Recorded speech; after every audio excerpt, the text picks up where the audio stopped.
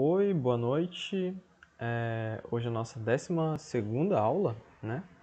Ou a 13ª, enfim.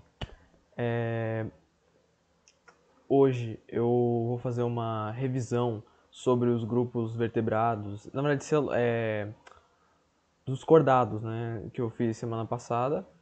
E também vou adicionar aves, mamíferos, que ficaram de fora. E também falar sobre a evolução humana, bem brevemente, e a seleção natural. Então, vamos lá. Eu não vou mais mostrar imagens dos outros, porque você pode simplesmente ver a outra aula, né? Só vou fazer um resumo bem conciso. Vamos lá. Então, revisão, nanã. Cordados.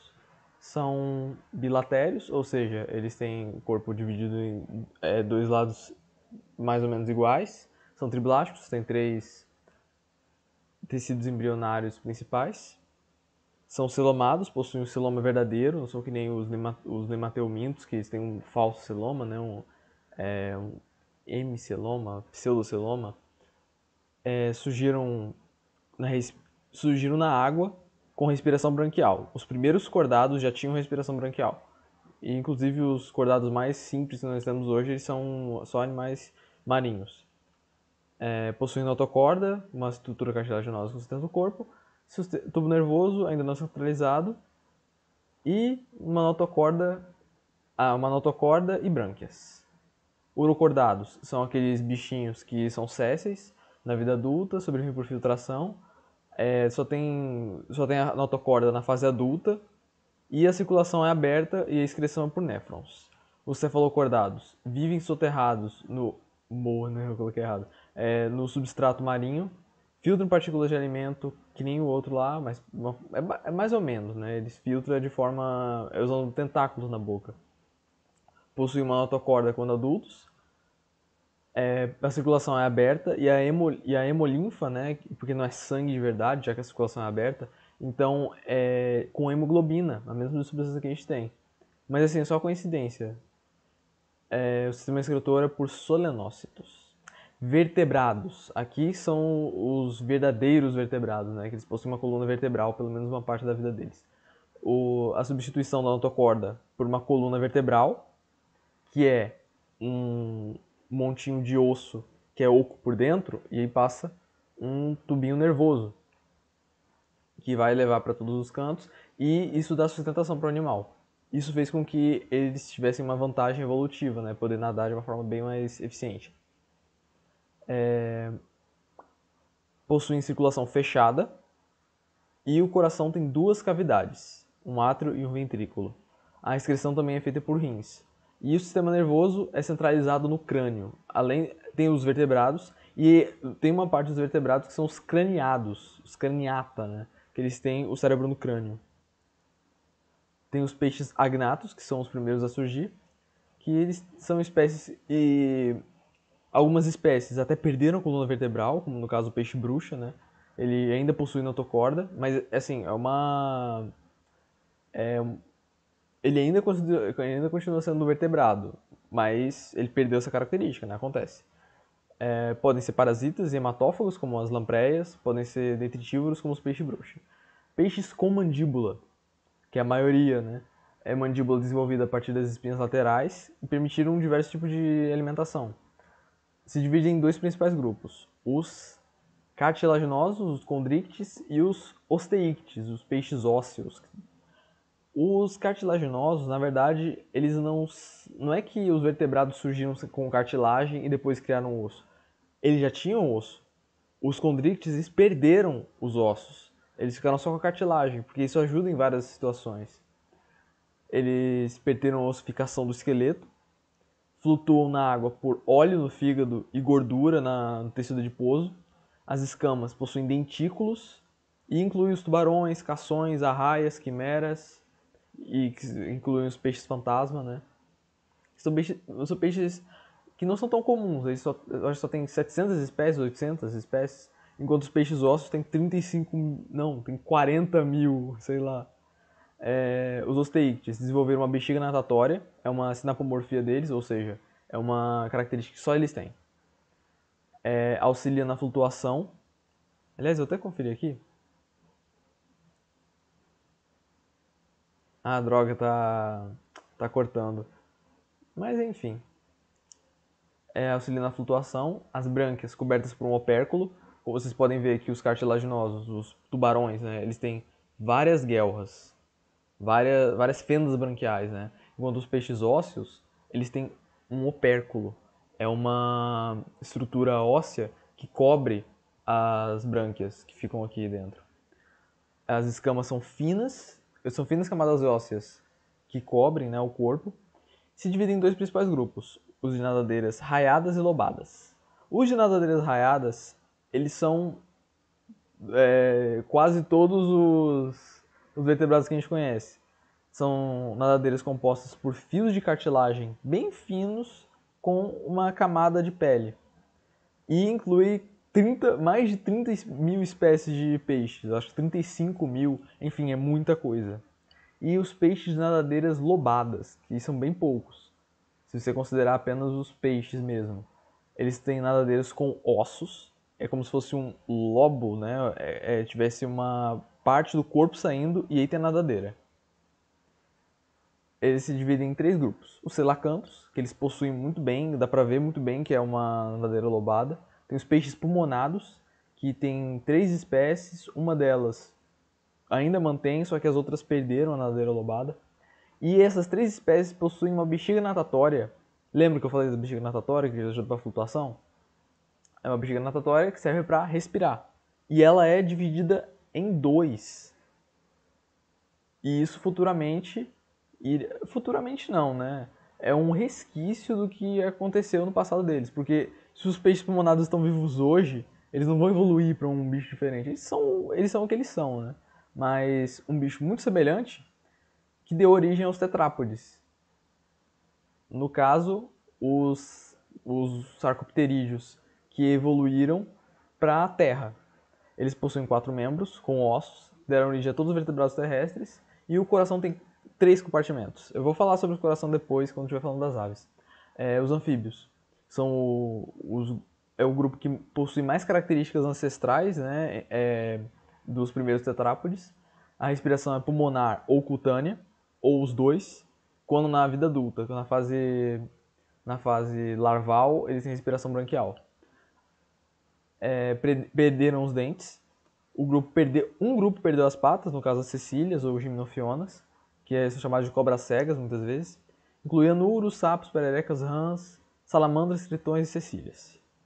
Aminiotas são aqueles que possuem ovo amniótico, resistente à falta d'água e que tem anexos embrionários. A pele é impermeável e tem escamas queratinosas, perdendo a respiração cutânea por completo, porque aí você não tem passagem, se você tem uma pele impermeável, não passa nem ar, né?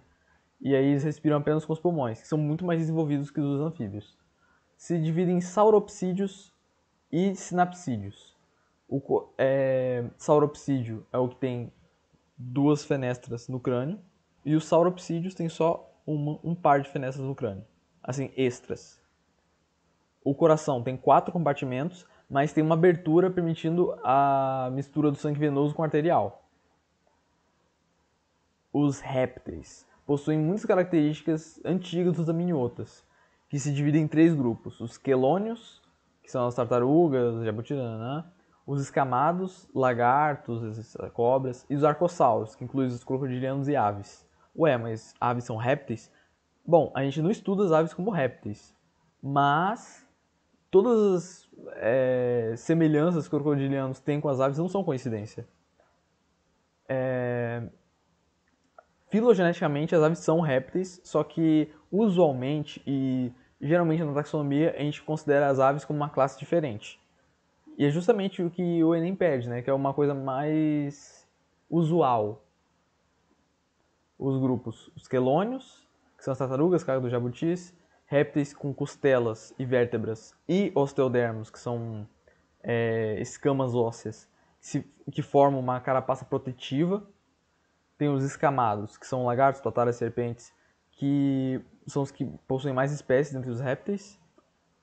Muitos grupos perderam patas, inclusive o grupo das serpentes, que é o mais famoso. Inclusive tem glândulas salivares especializadas em veneno. Tem os crocodilianos. Gente, tem um inseto aqui. Os crocodilianos, que incluem crocodilos, jacarés, gaviais, que são tipo uns jacarés com um bico super fino que só come peixe. Eles são semiaquáticos, predadores de beira de rio e apesar de muitas vezes ter intolerância à água salobra ou água salgada. Seu coração pode separar o sangue venoso do arterial em momentos de explosão de energia. Assim, quer correr, ele quer atacar, ele quer dar uma. Quer atacar um. Se fugir de um predador, esse tipo de coisa, ele consegue tampar a mistura entre o sangue venoso e o arterial. E, assim. É como se ele virasse um bicho endotérmico na hora. E ele também consegue andar de forma ereta de vez em quando. Eles são os animais mais próximos dos dinossauros e, consequentemente, das aves, que são descendentes dos dinossauros. Não é como se fosse parente. É como se fosse falar. Os crocodilianos são primos dos dinossauros, as aves são filhas. E uma das semelhanças que os crocodilianos têm com as aves são os ovos coriáceos, que são ovos muito mais resistentes que os ovos de outros répteis, e o cuidado parental, ou melhor, maternal, né? No caso dos crocodilianos, que a fêmea, ela cuida dos filhotes. Isso assim, não acontece em outros répteis. Aves, descendentes diretos dos dinossauros, ovo coriáceo, como eu falei, presença de penas, que são estruturas quitinosas, quitina, a mesma proteína que faz as unhas, a camada mais externa da pele, os pelos, os cabelos, chifre do rinoceronte, a parte externa de cornos, né, de certos animais. É uma estrutura, é uma substância resistente que é usada em quase tudo. Mas nas penas ficou extremamente complexo. Tem diversas funções, inclusive manter a temperatura quente, né? E voar. Ela serve para fazer uma aerodinâmica, né? E sustentar o animal no voo. O coração possui 4 cavidades totalmente separadas, que nem os mamíferos. Mantém a temperatura corporal constante e são animais endotérmicos, eles produzem calor. São extremamente adaptadas ao voo. Não são os primeiros animais a voarem, tem os insetos e ainda tem os pterossauros, que eu não falei e provavelmente não vou falar. Mas as aves, elas são extremamente adaptadas ao voo. Elas perderam os dentes, elas desenvolveram um bico que é muito mais efetivo, perderam a bexiga urinária, perderam vários metros de intestino, o intestino delas é muito curto. As fêmeas elas só têm um ovário, e os ossos das aves são pneumáticos, quer dizer que eles são ocos. Assim, ainda tem algumas pontezinhas entre o osso, mas assim, essencialmente eles são ocos. Eles são extremamente leves, não tão frágeis assim, mas permite uma passagem de ar lá dentro. E inclusive tem sacos aéreos que saem do pulmão e vão para todas as partes do corpo, inclusive até os ossos. Essas estruturas tornam a ave extremamente mais leve para poder voar. Tanto que até as aves que não voam, por exemplo, um avestruz, possui ossos pneumáticos e sacos aéreos. É uma coisa incrível. Um animal, por exemplo, um pássaro, que tem o mesmo tamanho, mais ou menos, de um rato, vai pesar 2 vezes menos. Para você ver, né, as adaptações que eles têm para o voo. E a visão delas é extremamente desenvolvida. A visão dos répteis é boa, assim, de alguns répteis. E a visão das aves consegue ver até ultravioleta, muitas vezes. As águias, né, as aves de rapina, é, as corujas conseguem ver quilômetros de distância com precisão. E aqui o exemplo dessas aqui são as paleognatas. Paleo, antigo, gnata, mandíbula. Pera. É isso mesmo. Mas as paleognatas, também chamadas de aves ratitas, elas são aves que não voam, A maioria delas não voam, mas elas descendem de aves que voam. Por isso que elas ainda têm várias adaptações para o voo. Por exemplo, os ossos pneumáticos, o intestino bem curto, a falta de bexiga, mas elas se adaptaram muito bem à vida terrestre. Por exemplo, essa primeira aí, mais para a esquerda, é o casuar, que é uma ave na Oceania que é parente do kiwi, que é a mais à direita, e são animais totalmente terrestres. Aí também tem o avestruz, né, uma ave africana, que é a maior ave do mundo, né, pode chegar até 2,5 metros de altura. E aqui as neornites. Ah, não. Paleognato? Não. Paleornite. Eu não vou me lembrar agora, mas essa aqui são as aves novas. Neornites. Melhor, não. Neognata. Enfim, não importa a nomenclatura. Mas esse aqui é o grupo de aves que não é as aves ratitas, que inclui quase todas as espécies. Elas são mais adaptadas para o voo ainda, muito melhor do que as outras. E só para mostrar um exemplo que nem todas são adaptadas para o voo, mesmo sendo do grupo que é mais adaptado para o voo, o pinguim. O pinguim, ele é uma ave que não voa e que faz parte do grupo de aves que a maioria voa. Inclusive, nesse grupo de aves ratitas, tem uma espécie que voa, que não perdeu essa capacidade, né? Então é só uma tendência, não é que essa aqui deu origem a aves que voam. Aqui, o coração dos peixes não tem uma distinção correta, uma distinção certa de sangue venoso e arterial. Tudo é misturado, só que é oxigenado pelas guelras, né, pelas brânquias. Assim, ela vai passando pelo corpo e é uma maneira bem, assim, ineficiente se você quiser um metabolismo bem rápido. Os anfíbios, eles pelo menos têm ele tem dois átrios diferentes. Um que vai trazer o sangue venoso e o outro vai trazer o sangue arterial. Infelizmente, ele só tem um ventrículo e aí o sangue vai se misturar de qualquer forma. Aqui a comparação entre anfíbios e répteis. O coração dos anfíbios só tem 3 câmaras: ártrio, ártrio e ventrículo. Os répteis possuem 4. Só que ainda assim tem a mistura do sangue venoso com arterial, porque não tem essa separação entre o sangue venoso e o arterial totalmente. Os répteis possuem essa abertura, menos o crocodilo. Os crocodilianos, eles têm uma abertura bem menor, que tem uma válvula, que quando eles querem, eles podem fechar e ficar com o coração com a mesma quantidade de câmaras e a mesma separação que de uma ave ou de um mamífero.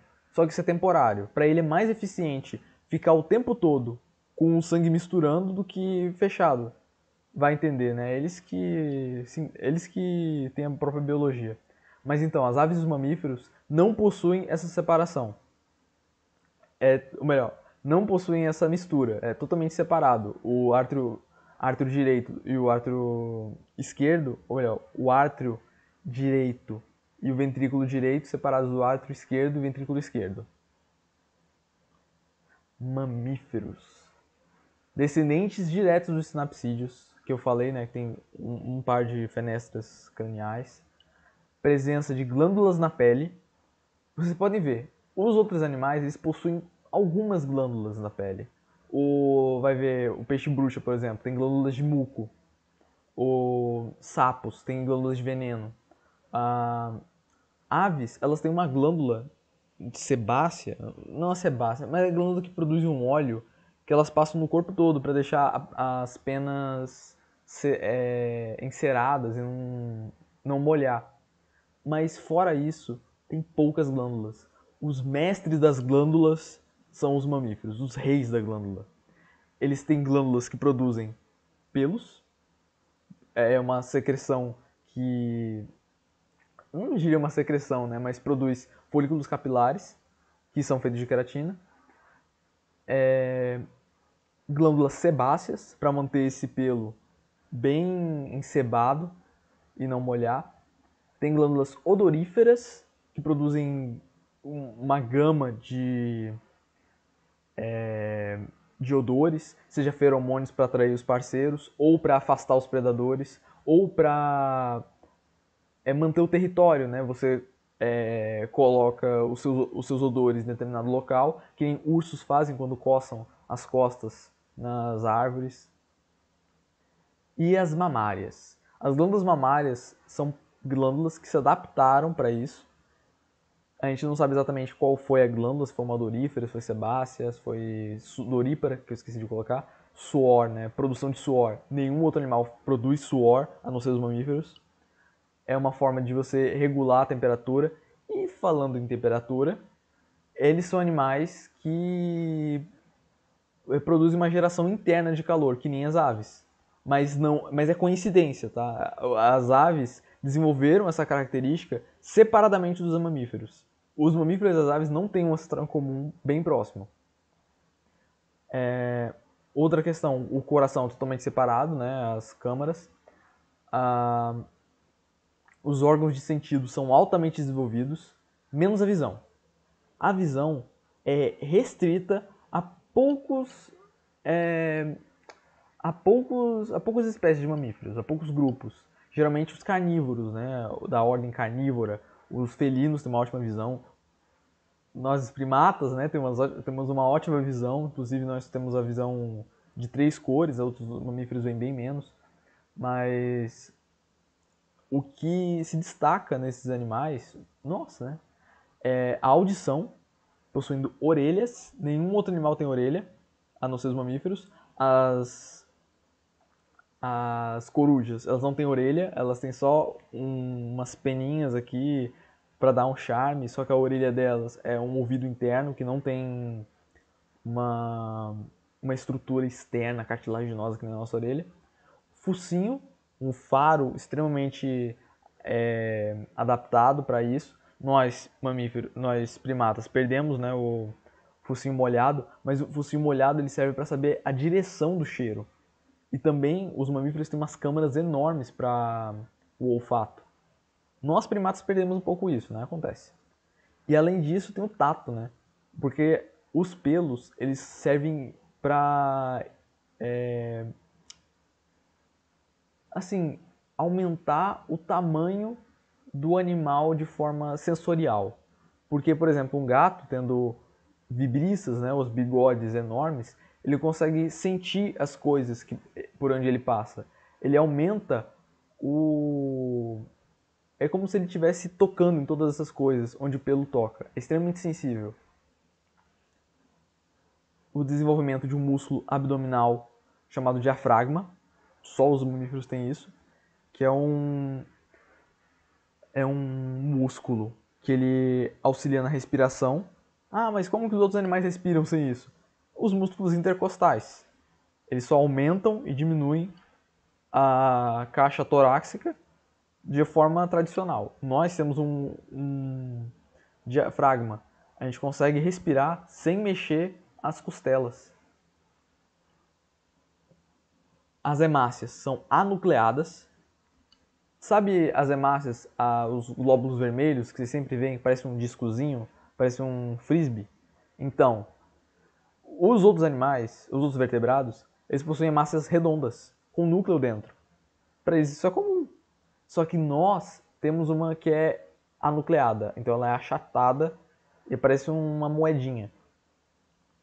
Se divide em 3 grupos principais: monotremados, marsupiais e placentários. Os monotremados são os que possuem as características mais ancestrais entre os mamíferos, tanto que eles ainda produzem ovos, e aliás, são ovos molengas, né? Não são ovos coriáceos que nem os das aves, são ovos que nem de lagartos ou de tartarugas. Os membros laterais são os membros laterais ao corpo. Eles andam que nem lagartos, mais ou menos, né? Eles não têm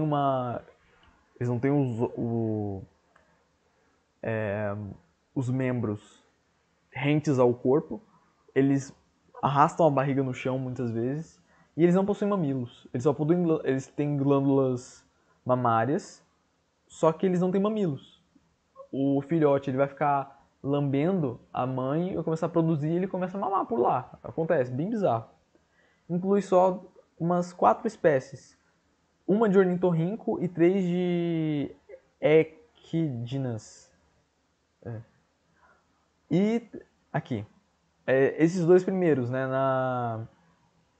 na esquerda, a ecdina e o ornitorrinco. A ecdina tem espinhos que nem de porco-espinho, mas não tem nada a ver com ele. São animais que comem formigas e cupins. E tem o ornitorrinco, que são animais semiaquáticos, comem camarões, comem pequenos peixes, tem um bico borrachudo que não é um bico parecido, não é um bico de ave, é um bico borrachudo que tem muitos órgãos sensoriais lá, que dá para sentir as ondas eletromagnéticas dos animais. Então não é um bico de ave, ele desenvolveu esse bico de forma totalmente diferente. E aqui os marsupiais. Eles aqui já possuem mamilos, já podem ser polêmicos. E os membros são eretos, mantendo o corpo levantado do chão, ele não arrasca a barriga no chão. Os filhotes nascem prematuros, eles não produzem ovos. Os filhotes nascem prematuros, saem da vagina da fêmea. E já que eles são bem pequenininhos, não vai fazer muita diferença, né? Só passa assim e eles entram para o marsúpio. Marsúpio é o que dá o nome deles. É uma bolsa que nessa bolsa eles vão ficar lá cobertinhos e vai ter lá os mamilos da fêmea para eles mamarem e o leite extremamente nutritivo, já que eles vão fazer o resto do desenvolvimento só tomando leite. Inclui quase toda a fauna de mamíferos nativos da Austrália. Por que quase? Porque tem morcegos que chegaram lá voando, né? E morcegos são placentários. E por que nativos? Porque tem um monte de bicho lá que a gente introduziu e tá destruindo, né, o ecossistema de lá faz tempo. Enfim, vamos falar de coisa boa. Tem os diabos da Tasmânia, os cangurus, os koalas e os gambás, ou também chamados de mucuras, todas das Américas, né, do norte ao sul. Aqui, por exemplo, na parte direita, né, tem um canguru com um filhotinho ali no marsúpio, que eles ficam até tempo demais, né, muitas vezes, aí a fêmea tem que expulsar eles. Tem embaixo um diabo da Tasmânia, que eu aposto que vocês não sabiam que eles eram tão fofinhos. E ali tem um filhotinho atrás, ó que fofo. E uma mucura, ou também chamada de gambá, né, na parte mais direita. Os gambás, ele, assim, só para mostrar um exemplo de como ele tá com os membros eretos no corpo, a barriga não encosta no chão. Uma coisa legal dos gambás, eles são os únicos marsupiais que não vivem na Austrália e que, aliás, são os únicos que vivem em algum lugar além da Austrália, né? Eles são da vida aí, vivendo nas Américas, batendo de frente com os mamíferos placentários. Que, aliás, tem esse nome porque possuem placenta, uma estrutura que mantém o feto na fêmea quando está grávida por muito mais tempo, até ele desenvolver completamente. Inclusive tem alguns animais, os placentários obviamente, que quando o filhote já tá bem desenvolvido, ele sai, acontece o parto, e depois de alguns minutos ele fica em pé. De quanto que eles se desenvolvem lá dentro, né, nessa placenta. É o grupo mais biodiverso de mamíferos. Devido à grande versatilidade desse grupo, tem seres voadores, no caso os morcegos, e totalmente aquáticos, como peixes, bois e cetáceos. Eles não conseguem viver na terra. Você não vai ver um peixe-boi subindo barranco, subindo a praia, no caso praia de água doce, né? Aliás, tem uns que são mamelinhos.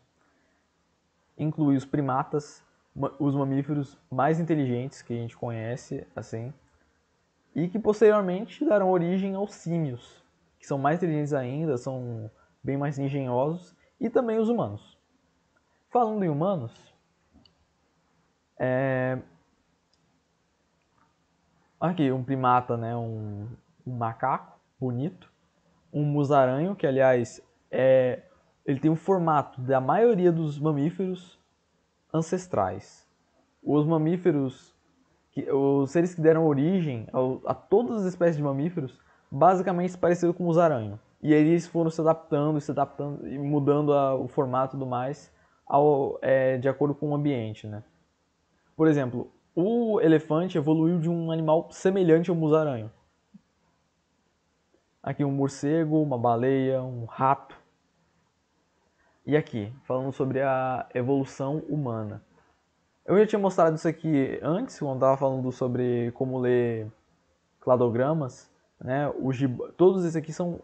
Todos não. Esses 4 principais aqui são símios.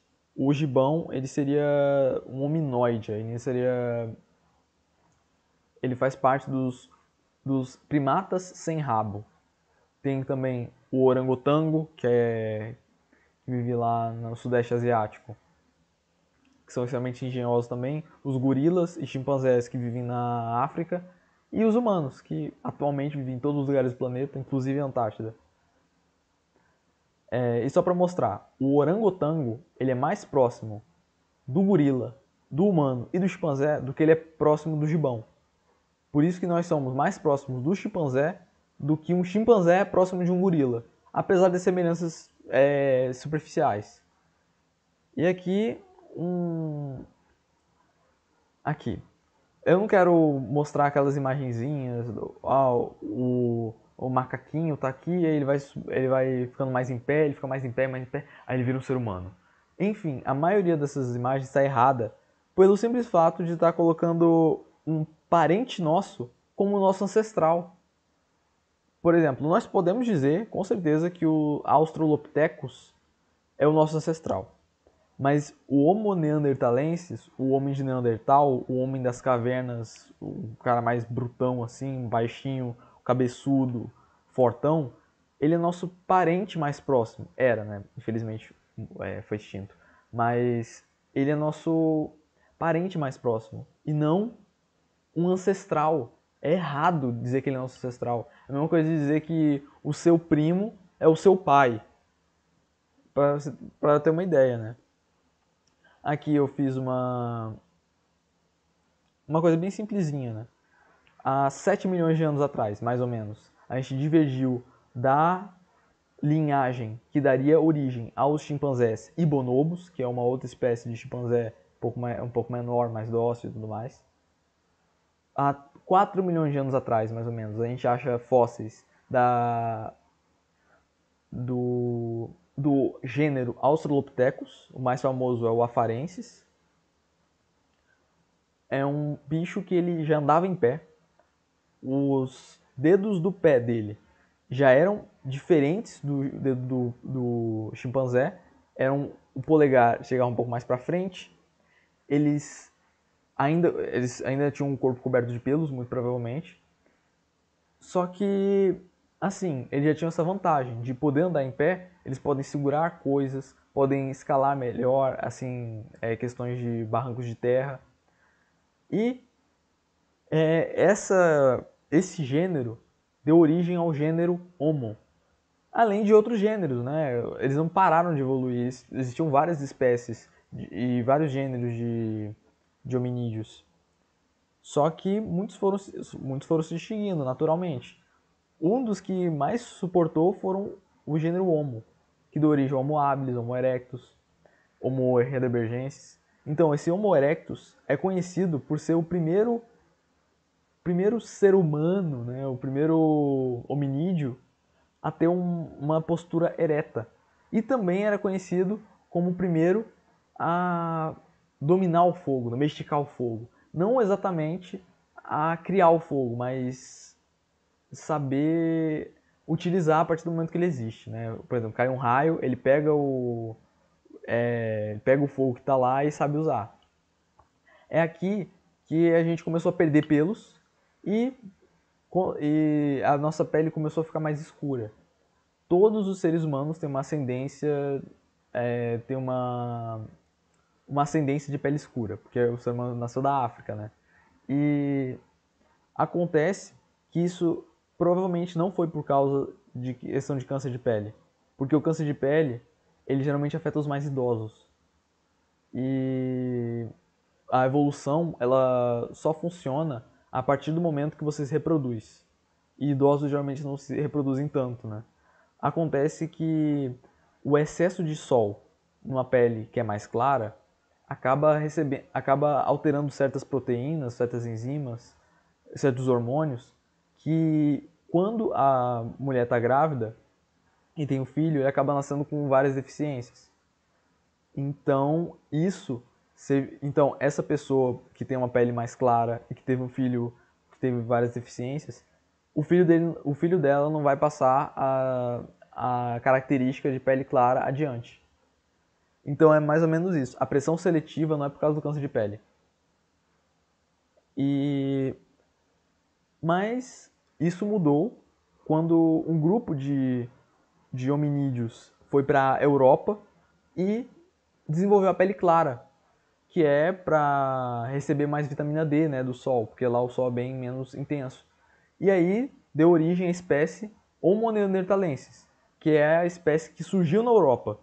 Eles são mais baixinhos, são mais troncudos, eles têm os ossos mais largos, eles têm uma cabeça maior, o cérebro deles era maior do que o nosso, eles tinham uma sobrancelha mais para frente e provavelmente não tinham tanta versatilidade na voz. Tem também os Homo sapiens, que surgiram na África, que depois se espalharam para todo o mundo, inclusive na Europa, que acabou matando todos os Neandertais, ou melhor, o que sobrou, né? Eles já estavam em declínio. E é mais ou menos isso, a espécie Homo sapiens sapiens. Ou melhor, Homo sapiens surgiu há aproximadamente 350 mil anos, a Homo sapiens, e há 200 mil anos, 150 mil anos, a gente considera o Homo sapiens sapiens, que é o homem anatomicamente moderno, é o homem que provavelmente pensa como a gente. E seleção artificial. Quando os humanos selecionam determinados indivíduos e entre espécies para reproduzir características desejadas, todas as espécies de plantas e animais que sofreram esse processo de forma significativa são chamadas de espécies domesticadas. O Homo sapiens, há 10 mil anos, se encontrou com um animal chamado lobo cinzento. Isso lá na Eurásia é sabido que aconteceu lá. Não sabe exatamente onde, provavelmente no Sudeste Asiático, não sei. E esse lobo cinzento era amigável o suficiente para viver ao longo do... Esse não, né? Esses, né? Lobos andam em mateias, alcateias, matilhas. E aí esse grupo de lobos ficou amigável com esse cachorrinho, com esse humano. Ou, sei lá, o humano roubou o filhotinho, roubou vários filhotinhos para cruzar depois quando eles crescerem. Enfim, essa situação fez com que os humanos pudessem selecionar os lobos que eles gostavam. Por exemplo, esse aqui é muito agressivo? Não, eu vou pegar esse aqui para cruzar com o que é dócil também. E aí vai sair um filho que é provavelmente dócil. E aí, mas esses lobos aqui são muito pequenos, eu queria um maior. E aí eu vou pegar o que é grande com o grande e fazer cruzar e cruzar e cruzar. Com o tempo, a gente tem todas as raças de cães que existem hoje. Pugs, Dachshunds, Rottweilers, Chihuahua, Shih Tzu, Doberman. Eu não sei, tem muitas raças de cães. Mas... aqui um exemplo, né, da imagem. Existem várias raças de cães e cada uma deu origem a várias raças diferentes. E todas são, na verdade, da mesma espécie, ainda é debatido se é realmente ou não é, mas é da mesma espécie, ou pelo menos surgiu de uma espécie de lobo cinzento. Imagina ver as diferenças entre um lobo cinzento e um pug. Eles são da mesma espécie. Se você pegar o DNA de um pug e o DNA de lobo cinzento, cruzar o DNA lá e ver se dá pra clonar, sei lá, vai dar um filho. Assim, não tem como um pug cruzar com um lobo cinzento por questão anatômica. Só que geneticamente eles têm possibilidade de cruzar. Eles são da mesma espécie, ou se não, são do mesmo. Eles têm a mesma origem. Esse é o ponto. E para você ver como que a seleção artificial ela consegue fazer mudanças extremamente radicais na anatomia do ser vivo, porque somos nós que fazemos, né? Os,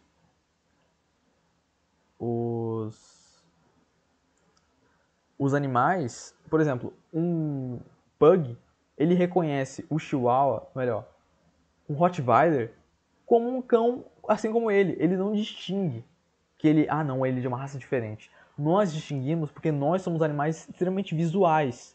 Os cães, eles são mais olfativos. E ele tem, se o, já que a gente não é olfativo, a gente não seleciona, por exemplo, ah, esse cão tem um cheiro tal, eu vou selecionar com ele tem cheiro tal. Não, a gente faz só pela imagem. Então, os cachorros, eles não se alteraram na questão dos feromônios.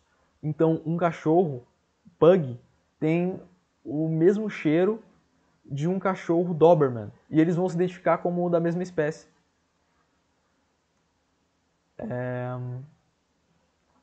Outro exemplo é com as plantas. Aqui.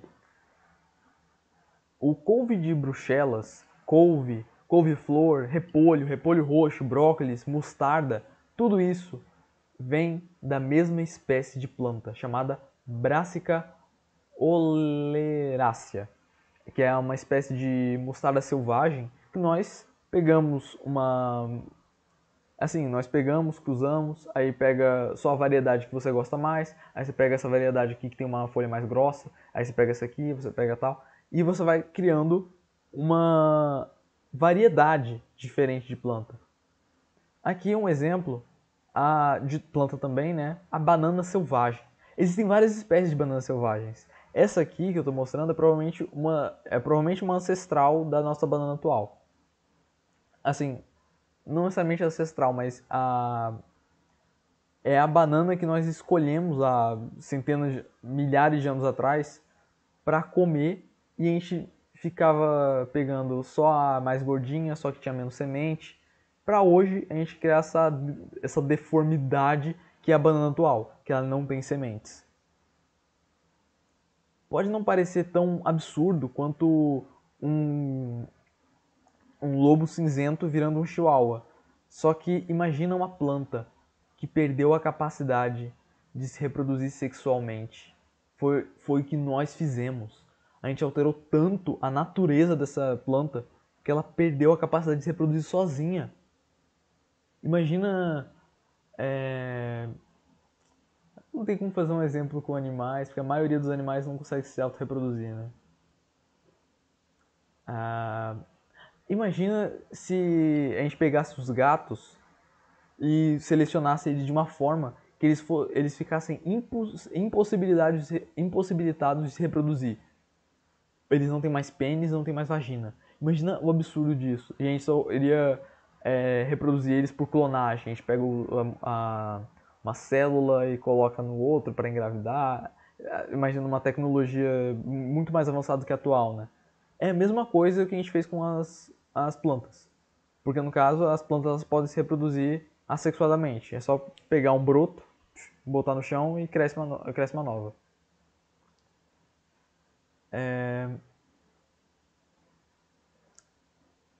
Então, nossa, o tempo passou rápido, né?